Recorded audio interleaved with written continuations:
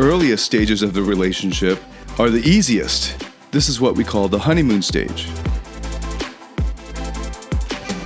Welcome to the Masculine Psychology Podcast, where we answer key questions in dating, relationships, success, and fulfillment, and explore the psychology of masculinity. Now, here's your host, world-renowned therapist and life coach, David Tian. Welcome to the Masculine Psychology Podcast. I'm David Tian, your host. In the last episode, we started looking into 3 case studies that contrast how a couple that is going through the therapeutic process versus a couple that has not been to therapy or is not going through the therapeutic process, how they would approach their relationship or their triggering events in their relationship. And after over a half hour, I only got through the first case study. So this episode is going to be dedicated to looking at the next 2 case studies.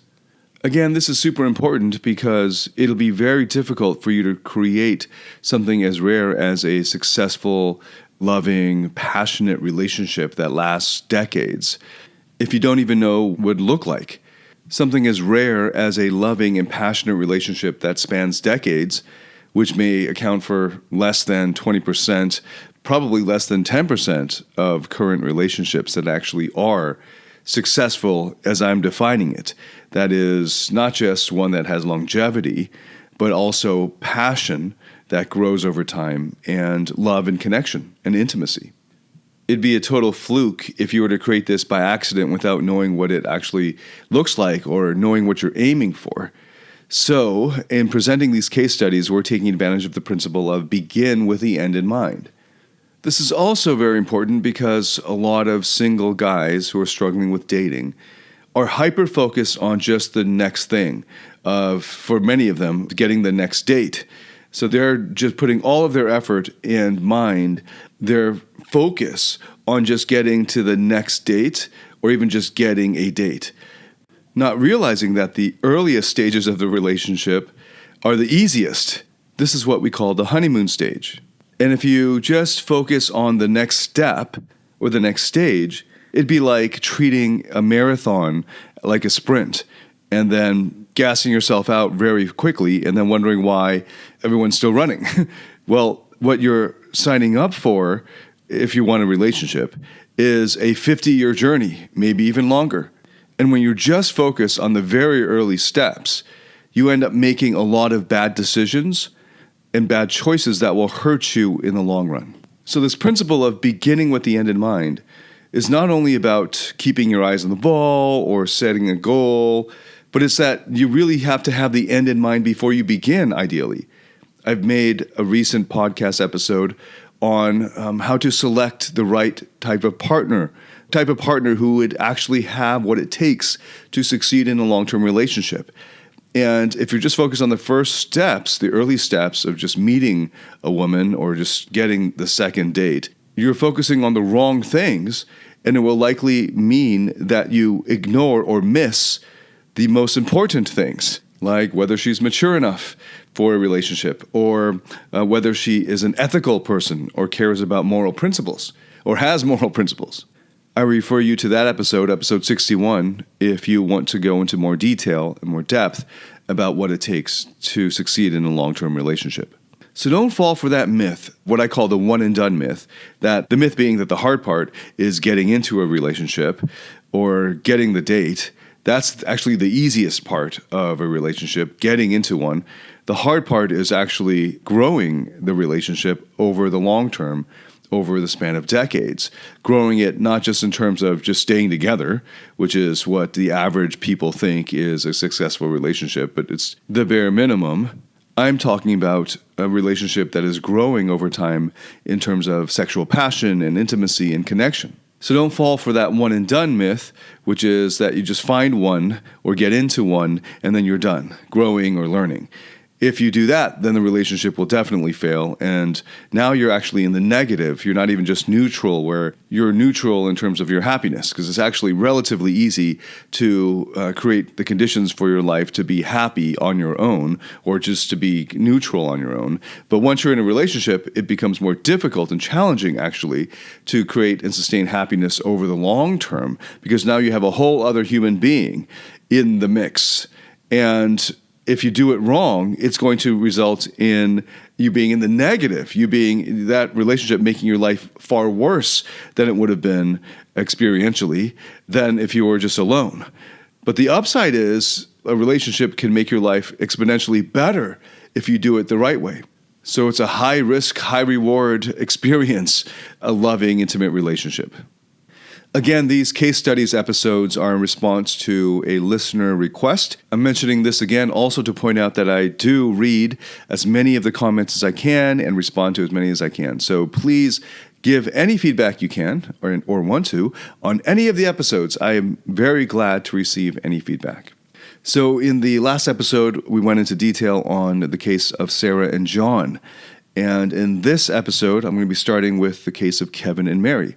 But I'll be contrasting that with someone who is a lot like Kevin, and I'll refer to him as Roy. And Roy and Kevin are both career-oriented men. I'll start with the case of Roy, who said he was open to therapy, but never got around to it and never took it seriously. Roy was not a client. He was an acquaintance of mine who sought me out for advice when our mutual friends recommended it. Roy was of the type who really lived according to the motto of work hard, play hard. And right through into his 40s, he was working hard and playing hard. He had climbed the corporate ladder to a very prominent and senior position, especially for his age, in a Fortune 100 company. And he was posted overseas with a big expat package, so he was really living it up as a single guy. And eventually he settled down with a young woman who, according to him, he really cared a lot about. She kept pressuring him to commit more, to be more exclusive, to get married, basically. And he kept resisting and putting it off. But he kept saying that he really loved her and he made her his exclusive girlfriend, so he wasn't dating anyone else. And he said to me and to his close friends that he was definitely in it for the long term and that he wanted to eventually marry her. And I believe that that's what he was telling himself as well. And then they continued to date for a few years, and she had moved in with him by that point, and she wasn't working, so he was providing for her. She was a dependent on him. And Roy really enjoyed this status quo, where his good-looking girlfriend lived at his place while he worked long hours during the week and then partied all weekend. And he was fine with this continuing indefinitely. But she wanted more. She wanted to be married. And she came from a relatively traditional background and community in a different country. And then she got pregnant by him. And that changed everything. And Roy was convinced that she had done this just to rope him in, to force him to marry her. And he gave in and did propose and made an honest woman out of her, so to speak, because she was sharing with him how shameful it would be when her family finds out and all this. And they didn't want to abort the child. So they ended up getting married and having a beautiful baby girl. And it was at this point that Roy sought me out for advice because he was actually feeling really depressed, though many people from the outside couldn't tell because he was still very busy at work, spearheading a lot of projects. He was traveling a lot more for work. As he explained to her, this was a promotion and required for him to move forward in the company. And he would often be away for 3 out of 4 weeks. And it was at this time that he began to cheat on her. He started to have affairs and started to visit brothels and started to really act out. And this worried him because he felt that this was almost compulsive. He felt a lot of guilt and didn't want to continue this behavior. But the way he was describing his life, it felt like every time he was home, he was boxed in. He felt like he had been cornered by this woman into having a baby, and it felt cornered and coerced into getting married. And what he really wanted was just to live that single, hard charge in life again of work hard, play hard, and not be saddled with this burden from his perspective of having the baby and this wife who was getting older by the year. And all the young somethings that he's meeting when he's overseas for work were tempting him with fun and adventure. And his life back home to him seemed like drudgery. he had gotten 2 maids to help out with the baby and with the housework at home. But his wife, though she was still taking care of herself in terms of, according to him, in terms of her body and looking good and all that, just wasn't fun anymore. And he had a lot more fun when he was overseas. And despite everything he said about how he wanted to be a family man and commit to this marriage and all of that, his actions belied his words. He obviously had many parts of himself that still wanted to live the high-flying, hard-charging bachelor party life, and maybe there were some parts of him that were feeling guilty and wanted to be there as a good father and maybe even a good husband, but those parts were not very strong or winning out within his internal system. And in any case, he didn't have there wasn't any leadership in his internal system. He hadn't yet discovered his true self, who was able to bring that leadership and that understanding and love to integrate all of the various parts of himself. So when COVID lockdown started in their country, they decided that it would be best if the wife took the daughter and went back to her home country where she had a much bigger family network, and Roy would stay behind. So as soon as their lockdowns eased and there was that window of opportunity for them to relocate the wife and kid, that's what they did. And about 1.5 years or 2 years later, they divorced while they were in different countries. And Roy has resumed his hard-charging bachelor life ways and is dating multiple young women who he's not planning to settle down with anytime soon. And while he admits he misses his daughter terribly, he is otherwise happy and is getting on with his life. In fact, he's gotten into the best physical shape of his life in his 40s. So from his perspective, everything's worked out for the better. Now, you might have noticed that Roy is a lot like Sarah's father, and the way that Roy has done things with his daughter would, of course, naturally lead to, not necessarily or inevitably, but would naturally lead to abandonment issues for his daughter, just as Sarah developed as a result of her issues with her father. And of course, if it's not completely obvious, I'm referencing the Sarah that I described in detail in the previous episode. So that's Roy, and notice that from the outside, Roy seems happy, and he probably is really happy in comparison to the way he was, or the situation that he was in with his ex-wife and his daughter, who he hasn't seen now in years. And at this stage in life, this is the type of lifestyle that would most fulfill his needs, or rather, more accurately, the needs of the parts of him that are most dominant in his life. But from the perspective of a relationship, it's hopefully obvious that the relationship did not survive and the relationship failed. In my view, for some guys at a certain stage in their lives, it makes a lot of sense. It's reasonable that they not be in a relationship, that they can be happier not being in a relationship. So that's totally fine for them, and I'm not judging them, so I'm not holding up a guy who had a failed relationship as in some way inferior. Maybe at that stage in his life, he was just not equipped or ready yet to be in a relationship, and that's totally fine. And he may never be ready to be in a relationship, and that's fine. Of course, he'll miss out on the higher level joys and the unconditional love that you would find in a loving relationship. But it's a high risk and yet high reward, but a high risk endeavor. So I'm describing Roy here to set up the contrast with the case study that I actually wanted to focus on, which is Kevin and Mary.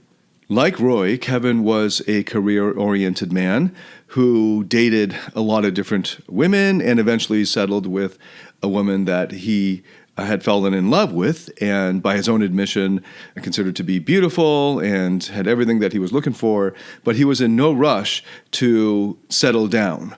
And she ended up being the one pressuring him to commit to an exclusive relationship, and over the couple of years that they were dating, he eventually did do that. And then they got married, and while they were married, it didn't really change his lifestyle or their lifestyle that much. They were already living together, and he was still going out and partying every other weekend or so, and traveling a lot for his work. And then they got pregnant and had a baby boy, and having a baby at home really put a dampener on Kevin's go, go, go achiever lifestyle.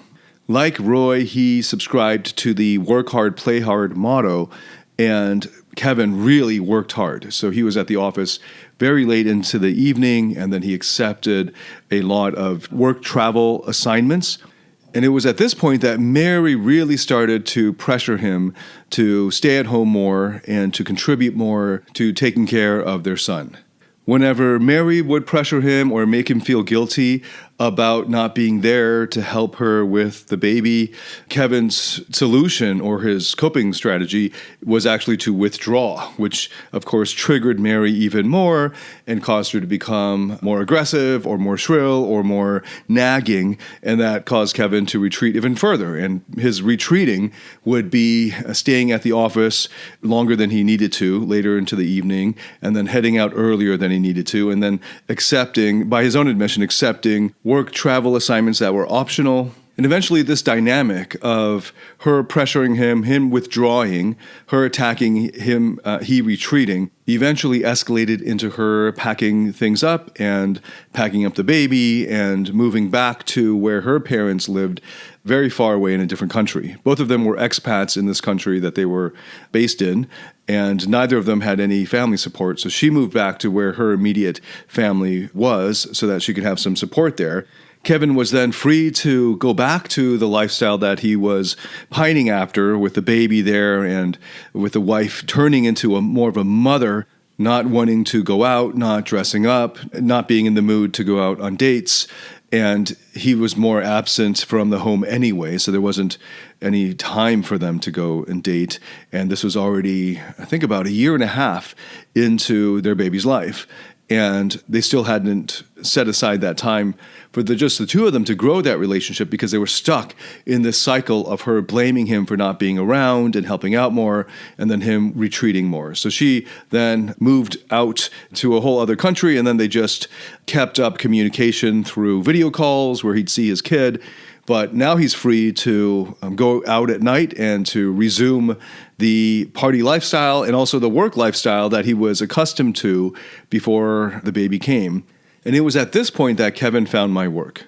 He was at this time in his mid-40s, and he was missing his son and his wife while they were away, and wondering why he wasn't having as much fun as he thought he would from resuming the work hard, play hard lifestyle. So Kevin here differed from Roy in that Kevin paid attention to these underlying motivations that got him into this relationship and into fatherhood in the first place. Whereas Roy and a lot of guys in Roy's situation and in Kevin's situation just assume that they'll be happier if they resume what made them happy, a decade ago, and they stay in this sort of delayed adolescence, like a kind of Peter Pan state where they refuse to grow up and instead stay in this period of an earlier maturity stage. I'm not judging men who want to continue to lead that type of lifestyle, because it's perfectly rational if they've deemed the risk of a loving, intimate relationship over the long term to be too high and the reward not worth the risk. Hey, makes total sense to me. I have friends who have made those choices, and they seem to be, relatively happy into their late 50s. But none of those men have children or were married before. And once you have a child, it seems reasonable to assume a responsibility for that child. And Kevin not only had that sense of responsibility, but also was discovering that he had this more tender side, a part of him that yearned for that connection and that love and that intimacy. And instead of just choosing one or the other, because in Kevin and Roy's case, as so far in the telling of this narrative, they were choosing the earlier situation of work hard, play hard. But Kevin or Roy could have chosen the other way, to go fully into fatherhood and repress the parts of them that still wanted to party and have fun and live it up. And neither of those are good, because both paths would involve repressing parts of yourself or of themselves that were real, that were really there. So the therapeutic process, especially the therapeutic process that I recommend the most, which is a parts-based therapeutic process like IFS therapy, like Gestalt therapy, This is the type of therapeutic process that helps you discover not only your true self or higher self, but also the various parts of yourself and how to integrate them into our harmonious balance or harmonious whole under the leadership of your higher self. And I do that in my courses through multiple courses that all work together in tandem in different areas of your life. And you can get access to all of those through the Platinum Partnership. So Kevin made the wise choice to embrace the therapeutic process instead of the process of repression, which is how most self-help and life coaching approaches these issues of just more figure out what your goals are and then figure out a strategy to get there and then boom, boom, boom, just go and do it and repress the parts of you that are resisting the goal that you have decided on. So the therapeutic process is different from that, which is to listen to, attend to, pay attention to the parts of you that are resisting, to turn to the resistance itself with love and appreciation and understanding and trying to understand their needs and how they got to be that way and so forth.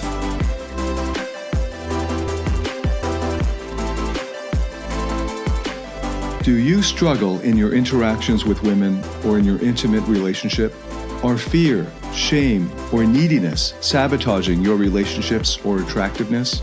In my Platinum Partnership program, you'll discover how to transform your psychological issues, improve your success with women, and uncover your true self.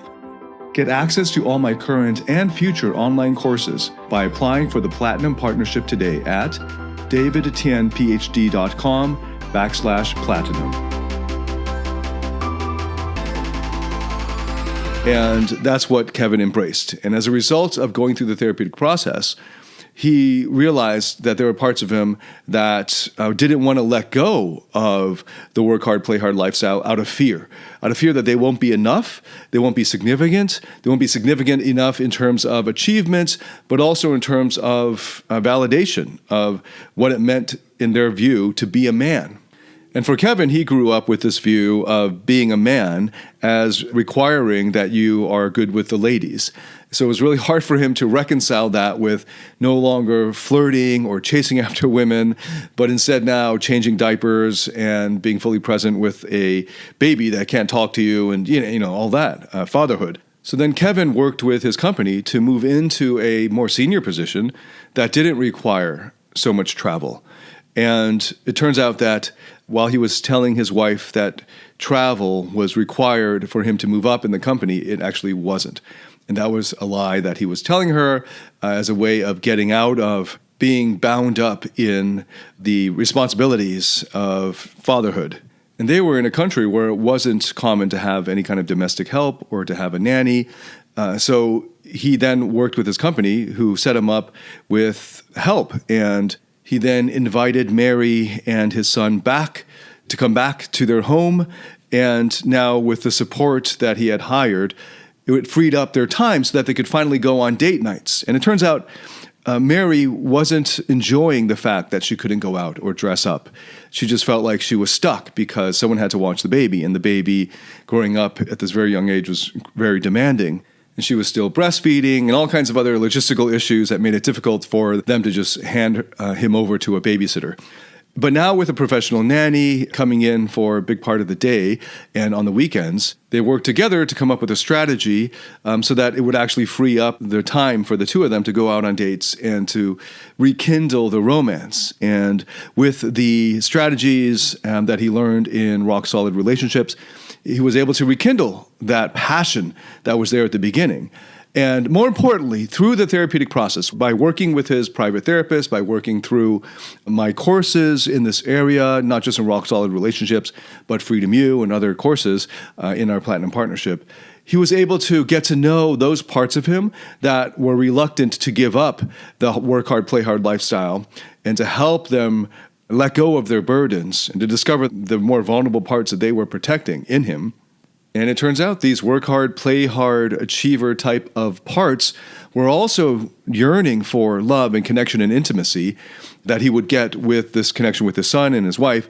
But it's just that they felt like they couldn't relax enough to do that. And once they let go of their burdens, they fully embraced this aim, this project of doing that. And the parts of him that were already on board and pushing for more connection, more intimacy, were very happy with that. So he had a much deeper level of integration of his parts in becoming a father and growing as a husband. And now in his late 40s, they're looking forward to having another child joining the family. So contrasting Kevin and Roy's approach to relatively the same issue, Roy did not embrace the therapeutic process and instead just went with repression, repressing the parts of himself that led him into starting a family in the first place and getting married, and recoiled from that level of responsibility and intimacy and that shift into a different lifestyle. I didn't work extensively with Roy, so I hope that he finds happiness and peace and love with his current lifestyle. I predict, though, that the parts of him that wanted to be in a relationship and were excited to be a father to a beautiful daughter, and the parts that are feeling guilty that he hasn't seen his daughter in years, I hope that those parts also find peace and love and happiness and joy. Kevin, on the other hand, embraced the therapeutic process because he discovered this split in himself. And this is very common, by the way. Almost all people are going through phases in their lives where they have parts that are in conflict or in tension that want opposing things or want different things that seem mutually exclusive. Parts of you that want to keep partying and then parts of you that want to settle down. Parts of you that want to embrace your vulnerability, and parts of you that want to harden up and push harder towards achieving. We all have experienced these kind of these wars inside of us, these battles between our parts. And without the therapeutic process, you're going to have to end up just picking one side to the expense of the other side. And that's the standard approach of self-help and life coaching, what therapists would call repression. Kevin decided not to further repress those parts of himself that were objecting to his lifestyle choices, and instead he turned to them and listened to them and eventually developed a relationship with them enough that he could help them let go of those burdens that had been carrying for decades. And once they let go of those burdens, they naturally shifted and transformed, and they became more harmoniously integrated into one whole. So the third and final case study that I want to share is Alan, who was Malaysian and living in Australia, where he met an Australian woman. She was also from an Asian background. She was racially Asian, but her parents were very Australian. I think she was third-generation Australian, and she was raised basically like an Australian, with Australian values, very white. And she had spent very little time in Asia. And in any case, they really got on, and they went through kind of whirlwind romance in Melbourne, and then they got married. Alan's wife, Laura, met Alan's very conservative, traditional Chinese-Malaysian family at the wedding and a few times leading up to that. But since they lived in Australia, there wasn't that much contact. Australia is pretty isolated from the rest of the world in terms of even just flying there, right? So they had some hi-bye kind of Skype conversations, but that was about it. And then they met at the wedding, which was, I think they had about a 1-week overlap or something where they actually met in person.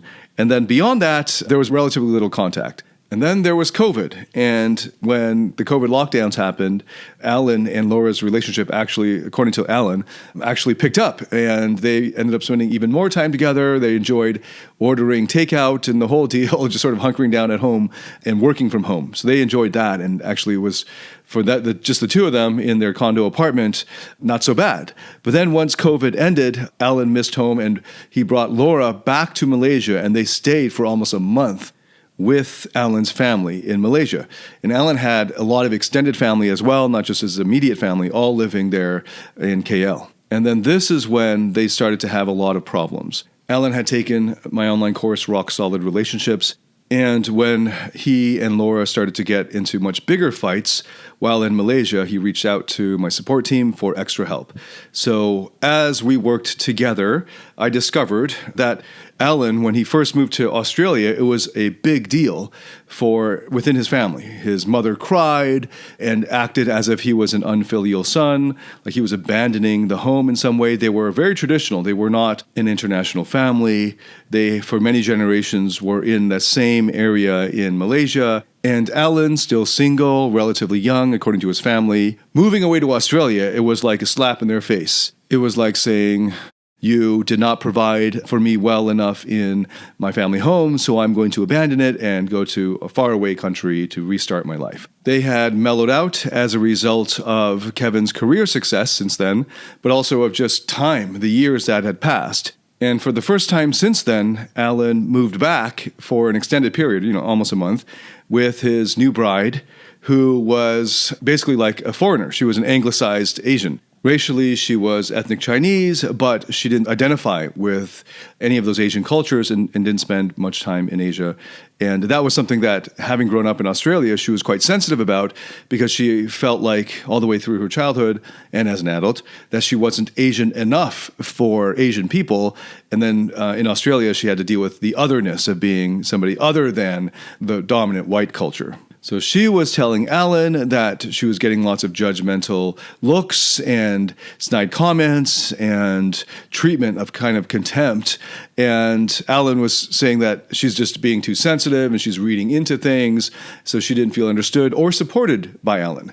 And then as I got to know more of the situation, it turns out that Alan had been slipping into the old patterns with his parents and family where they were basically controlling him, now controlling the two of them, their schedule, what they could wear, where they could go, what they would do, what time they would be at dinner, and all kinds of things where Alan was easily moving back into patterns of his childhood and not realizing it. But then this situation being very hard for Laura to adapt to and feeling like she was an outsider, feeling like she wasn't supported, and feeling like Alan was choosing his family over her. And this is a common situation for Asian couples. There are tensions with the in-laws, and especially whenever you move back in with the family or are spending extended time with your family, you have these unconscious patterns that you're not even aware of that infantilize you, make you seem more immature and have you move into more immature stages of your life where you were enmeshed with your family and had your boundaries violated and not even knowing it, and then having that now go on to your partner because now you're expecting your partner to get with the program that you were in, and of course your partner now coming as an outsider, seeing it from the outside, feeling the tension that you accepted or dealt with as a child but that are now unconscious of. So for all Asian couples that want to experience the freedom of passion and intimacy, which will be, generally speaking, traditional Asian families are very sexually repressed. So a lot of that sexual repression gets played out in terms of control in all kinds of ways, in many different facets of life, not just sexual, and not just obviously the sexual ones. So this is something that every Asian person, if you want to have a passionate, loving relationship while still keeping in touch, in close contact with your family, especially if they're traditional or conservative, you really need to go through the therapeutic process to address the underlying childhood issues. Otherwise, if you don't have that ability to individuate from your family of origin, especially of your parent figures, then you can expect to have those burdens that you may not even be aware of and those toxic patterns forced onto your partner who is going to rebel naturally at the beginning especially. And in very traditional societies, and even just 100 years ago, it was common for the partner, the spouse, who was not with the family, the outsider spouse, to just give in over time and conform and have the same burdens that his or her spouse dealt with thrusted onto them. So they have further burdens from a whole other family of origin. And then having to develop coping strategies and coping mechanisms to deal with a whole new set of traumas. Luckily, in modern society, it's more socially accepted to get therapeutic support to help you individuate, to separate from your family of origin. And good therapy will definitely be having you focus on your family of origin issues and exploring these burdens from your childhood. And that's exactly what Alan embraced. So when they got back to Australia, the residual fights, the residual resentment that with all of these issues and conflicts and tensions that were not resolved while they were in Malaysia, now simmering in Australia because the external pressures weren't there from the family, because the family literally, physically wasn't there, but they had not resolved these issues, so there was now this underlying resentment. And luckily, they were able to get individual therapy and then couples therapy, where they were able to bring to the light and bring to the fore these issues that were hidden in their unconscious from their childhood and discover the parts of themselves that they had thought were no longer there, that had come up as a result of revisiting for Alan his childhood home in Malaysia and the whole situation that had relatively stayed static and not changed much. So in this way, it was like a blessing. In this way, his family was also his tormentor. They tormented him, but as a result, they mentored him into discovering, to allow him the conditions to discover those parts of himself that he thought had died off, but that were still very much alive, but exiled and in pain. And they re-triggered them for him. So the beautiful thing was then that gave him the work, that gave him the stuff to work with in the therapeutic sessions. So one thing to take away that I've mentioned in previous episodes is this tormentor idea of when you are triggered, this is a great opportunity to discover those parts of yourself that whose needs are not being met and why their needs are not being met. And then discovering how they first got to be this way. In other words, going back into those childhood origin events of creating or activating these parts of yourself. So Alan and Laura embraced this process, and as a result, they deepened their own understanding of themselves and their own inner integration, and then as a result of that, deepened their relationship even further. So this is in contrast to almost all other couples who don't embrace the therapeutic process when it comes to the pressures that their family sets onto them as a couple, and the partner, the outsider partner, feeling left out, judged in all of this, and the insider spouse just siding with his family and saying, why can't you be more supportive of my family? Or like, that's my brother, how could you fight with him? Or that's my sister, how could you fight with her? Or that's my mother, how dare you disrespect her? And because the insider spouse has not done his or her therapeutic work, he or she is blind to the underlying cycles, toxic cycles and patterns that are now getting reactivated as a result of being back there in that family of origin. So without the therapeutic process, that person is going to be powerless and just naturally fall into these toxic patterns with the family of origin again. So luckily, Alan and Laura understood the bigger issues and embraced the therapeutic process, and as a result, deepened their relationship with themselves and with each other. Okay, so that's the third case study. So in this episode, I shared the career-oriented man of case study of Kevin versus Roy, and this third case study here of Alan from Malaysia in Australia and having to deal with his tricky, sticky family situation and how the therapeutic process made all the difference for their marriages. So it's really important that you see how crucial the therapeutic process is to a successful long-term relationship. Without it, it's almost impossible. It'd be a total fluke for, in the modern times, in the modern world, where it's relatively easy to separate or divorce, to actually stay together, because definitely you will get triggered. That's part of what happens in intimacy. The parts of yourself that are the most vulnerable are going to eventually come out and crave this intimacy. And if you haven't been through the therapeutic process, it's very hard to believe that you'll be able to meet the needs of your most vulnerable parts. So without the therapeutic process, well, you could go through a period of years where you fight with each other every day, and it's a constant battle. Every time you come home, it's just this extra layer of agitation, and eventually that keeps blowing up bigger and bigger until it is very volatile, and you just want to escape, as happened in some of these case studies that I shared. And with Roy, you could end up losing half your assets and now having to pay alimony and child support to people that are way across the other side of the world, and you get nothing out of it except you now have to pay for it, and you have now a broken family. If you don't want that, if you don't want to start a broken family and owe half your assets to someone you'll barely see and have to pay child support to a child that you have no relationship with, if you want to avoid that, then embrace the therapeutic process and take to heart the principle of begin with the end in mind.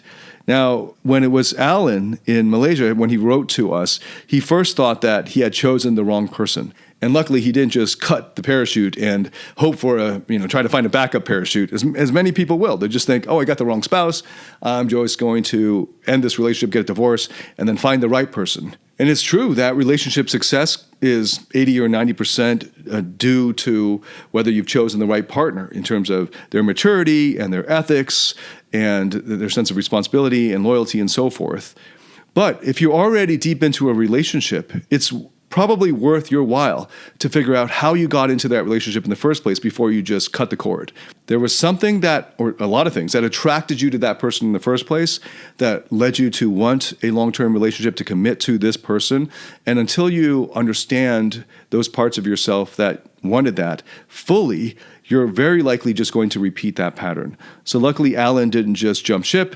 He stuck it out to discover what it was that was really the root of the issues. And as a result, ended up discovering more about himself, discovering parts of himself he didn't even know, discovering a lot of what made him the way he is now, and then deepening that relationship with his wife, who also underwent her own therapeutic journey as a result of going through that hard time in Malaysia with Alan. And for both of them, it was a great growing experience, though they didn't realize it at the time, of course. But as a result, it activated a whole other level of understanding of themselves and deepened their relationship.